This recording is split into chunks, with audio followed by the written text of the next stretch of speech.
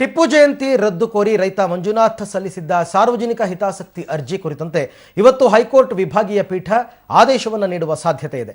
ಟಿಪ್ಪು ಜಯಂತಿ ಆಚರಿಸಬೇಕಾ ಬೇಡವಾ ಅನ್ನೋದು ಇವತ್ತು ಫೈನಲ್ ಆಗುತ್ತೆ. ನಿನ್ನೆ ಈ ಅರ್ಜಿಯ ವಿಚಾರಣೆ ನಡೆಸಿದ್ದ ಮುಖ್ಯ ನ್ಯಾಯಮೂರ್ತಿ ಎಸ್.ಕೆ. ಮುಖರ್ಜಿ ನೇತೃತ್ವದ ವಿಭಾಗೀಯ ಪೀಠ ಸರ್ಕಾರದ ನಿಲುವಿಗೆ ಅಸಮಾಧಾನವನ್ನು ವ್ಯಕ್ತಪಡಿಸಿತ್ತು.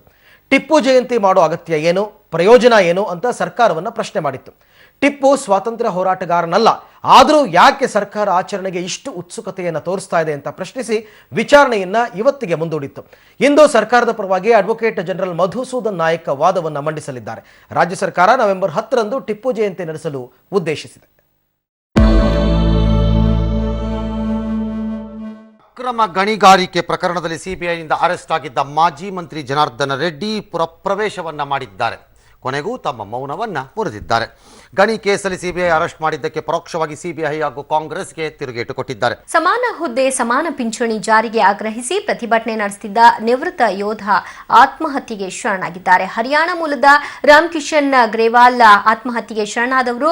ಇವರು ಸಮಾನ ಹುದ್ದೆ ಸಮಾನ ಪಿಂಚಣಿಗೆ ಆಗ್ರಹಿಸಿ ದೆಹಲಿಯ ಜಂತರ್ ಮಂತರ್ನಲ್ಲಿ ನಡೆದಿದ್ದ ಪ್ರತಿಭಟನೆಯಲ್ಲಿ ಭಾಗವಹಿಸಿದ್ರು.